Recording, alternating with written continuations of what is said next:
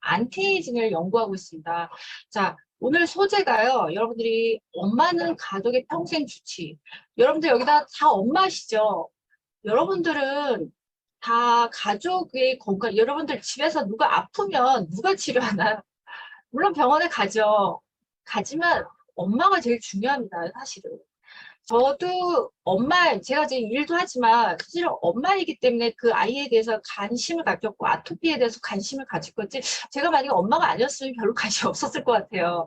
네, 소개를 했어요. 사실 저는 현재는 영스랩 대학을 운영을 하고 있고요. 사실 또 교육기관에 오랫동안 있었어요. 여러분들 그 이후에 또 대체학이라는 학문에 빠져가지고 공부를 하다가 이제 대학원에 가서 강의를 좀 했죠. 지금 건강교육을 진행을 하고 있습니다.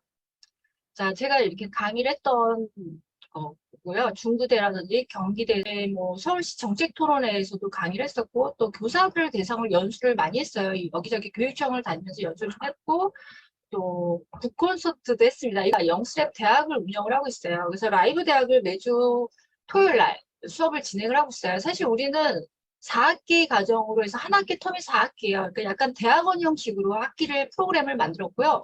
그리고 이제 한 학기에 4과목을 하고 있어요. 주로 이제 이론과 실습을 같이 병행을 하고 있고요. 그리고 과목은 여러분들이 현대의학하고 동양의학, 우리 한의학 수업, 대체의학 수업을 같이 융합한 수업 교육을 하고 있어요. 사실 이런 교육을 하는 데가 아무 데 없더라고요. 근데 사실 저는 옛날부터 이런 교육을 했으면 좋겠다. 그리고 사실 제가 대학원을 갔을 때도 제가 원래는 현대의학을 공부했지만 이쪽 대체의학 쪽에 관심이 많았거든요. 그래서 이런 대학원을 가서 이제 대체학 공부를 하고 한의학 공부를 하다 보니까 내가 공부했던 것들을 사람들한테, 성인들한테 특히 교육을 좀 시켜줘야 되겠다는 생각이 들었고, 사실 우리나라는 지금 현대의학이 꽉 잡고 있기 때문에 사람들은 그게 전부라고 알고 있거든요. 근데 사실은 그렇지 않고, 과거의 때부터 이 대체학이나 한의학적인 것들은 아마 한의학 쪽은 많이 이용을 하시죠. 그러면 대체학이나 이런 것들은 잘 모르고 계세요. 그러니까 뭐 여러분들이 대체적으로 아로마 들어보셨죠? 이거 다 대체약이고, 디톡스 다이어트도 대체약에서 온 거고요. 여러분이 카이로프라틱, 아유르베다 이런 거 다 대체의학에서 온 거예요. 그리고 뭐 너무너무 많아요. 그러니까 우리가 원래 대체의학이라는 분류는 현대의학을 뺀 나머지가 다 대체의학이에요. 그래서 미국 같은 데서는 이제 현대의학이 있고 동양의학이 있고 대체의학이 있고 이게 동등한 학문으로 인정이 되고 거기서도 다 닥터를 배출하고 있어요. 근데 우리나라만 유독 이 현대의학이 너무 꽉 잡고 있다 보니까 이제 대체약이 설 자리가 없는 거예요. 그래서 4세 미만의 아이들이 대부분 20%나 아토피를 앓고 있다고 합니다. 그래서 요즘 보니까 이 지호 엄마도 지금 이제 이민 준비 중이라고 하더라고. 아이를 위해서 이민 준비라고 하는데 이렇게 심각한데 사실 국가에서도 그렇고 우리가 병원에서도 현대의학에서는 대부분 대부분 스테로이드 연고 주면서 이걸 바르라는데 여러분들 아시잖아요. 스테로이드는 장기간 사용하면 안 돼요. 부작용이 굉장히 많기 때문에.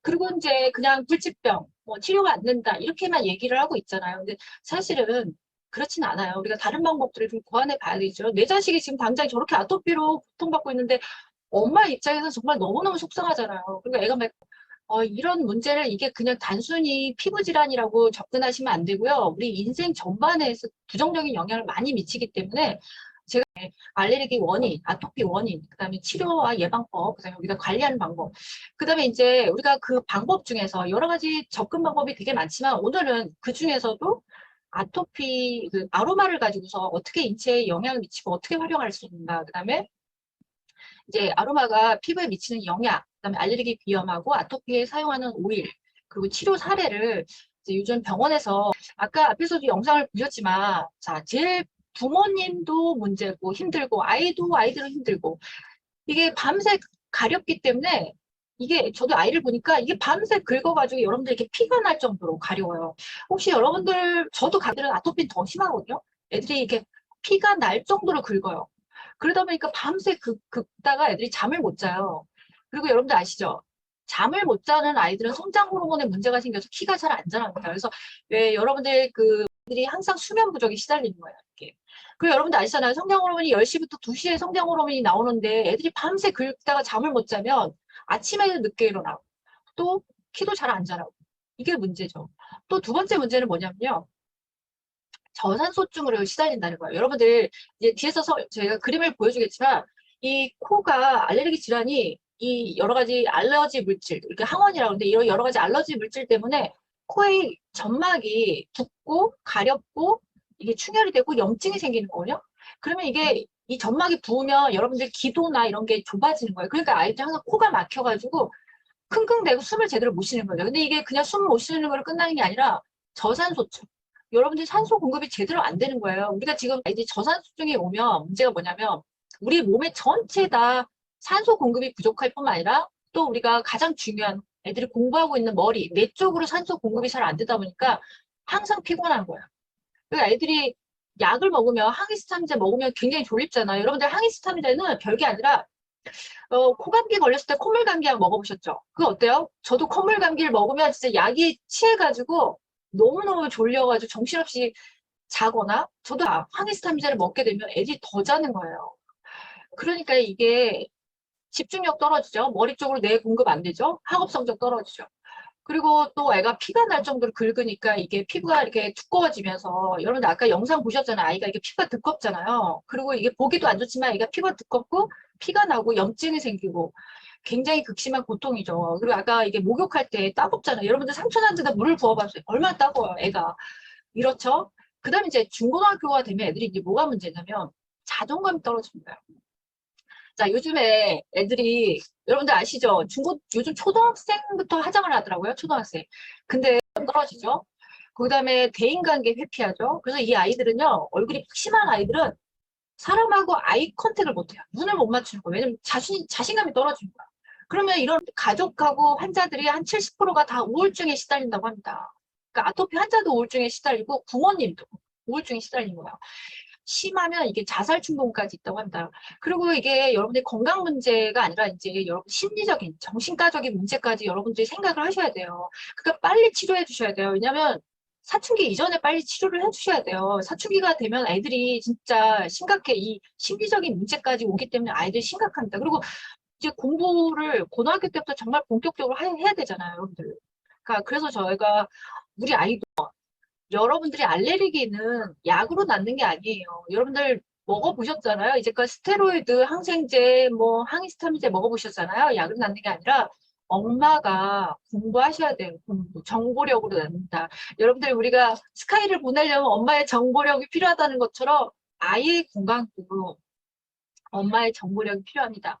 이제 약은 기본적인 치료가 안 돼요. 여러분들 아시잖아요. 우리가 혈압이 높으면 혈압약 먹고 그 다음에 고지혈증이 높으면 약 먹고 근데 이게 그때 증상만 잠깐 낮춰줄 뿐이지 근본적인 치료는 아니에요. 치료. 증상을 완화시킨 거죠. 그래서 여러분들이 근본적으로 치료를 하려면 전부 다 바꿔야 돼요. 일단 뒤에 설명하겠지만 여러분들이 애가 체질도 바꿔야 되고요. 먹는 식생활 환경도 바꿔야 되고요. 그 다음에 아로마라든지 이런 자연 치유력을 높이는 방법을 다 생각하셔야 돼요. 자연 치유력을 높일 수 있는 거는 아로마뿐만 아니라 여러분 아까 누가 질문하셨던 한약도 좋고 식생활 개선도 그렇고 디톡스도 하셔야 되고 이런 방법을 얘기를 하겠습니다. 자, 그리고 한 가지 더 여러분들이 자연의학이나 우리가 대체의학, 한의학에서는 질병의 원인을 뭘로 보냐면요. 혈액의 오염으로 보고 있어요. 여러분들이 혈액이 오염이 돼? 처음 들어본 얘기죠. 우리가 현대의학에서는 혈액 오염이란 단어조차도 없어요. 근데 혈액이 오염이 된다는 건 무슨 얘기냐면 여러분들이 먹는 식품 첨가물, 그 다음에 또 여러분들이 과도하게 많이 먹는 고기, 육류 이런 것들이 우리 몸에서 불완전 소화가 돼요. 자, 소화가 여러분들이 그냥 먹으면 다 소화되는 거 아니야? 이렇게 생각했죠? 아닙니다. 불완전 소화가 된다는 거는 몸에서 남아서 독소로 작용을 해요. 그리고 우리 대장은요. 장내 세균총이라는 거 아마 들어보셨어요. 좋은 균도 있어요. 유산균, 좋은 균도 있지만 나쁜 균도 있어요. 얘네들이 이렇게 균형을 맞추고 있어요. 근데 우리 몸에서 여러분들이 막 몸에 안 좋은 것들, 아까 육류도 너무 많이 먹고, 뭐, 패스트푸드, 과자, 뭐, 이런 것들 너무 많이 먹게 되면 얘네의 균형이 깨져버려요. 어떻게 깨지냐면 좋은 균들은 떨어지고 나쁜 균들이 올라가는 거예요. 그렇게 되면은 몸에 독소들이, 몸에 불완전 소화된 독소들이 우리 점막에 상처를 내면서 그 점막 안으로 독소나 세균들이 들어가요. 들어가서 우리 혈액 내로 전체를 돌면서 여러 가지 질환들 유발해요. 염증부터 시작해서 많은 질환들 유발합니다. 심지어 여러분들이 알고 있는 우울증, 암, 고지혈증, 고혈압, 당뇨, 뭐 이런 모든 질환, 알레르기 질환을 말할 것도 없고 이런 질환을 다 유발하는 게 혈액 오염입니다.